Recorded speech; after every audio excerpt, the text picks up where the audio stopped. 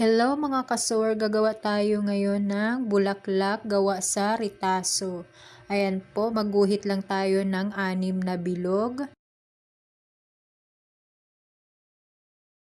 At tabasin natin. Ayan po, gagawa lang tayo ng 6 na bilog. Pagkatapos ay sunugan natin yung mga gilid para hindi siya magtastas. Ayan po, una itupi muna natin. Ganyan lang po ang paggawa, saka natin tahiin ng sinulid. Ganyan lang po yung pagtahi.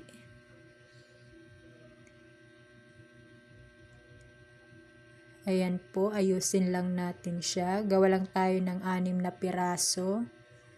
At gagawa naman tayo ng panggitna. Ayan po. Tahiin lang din natin para matibay.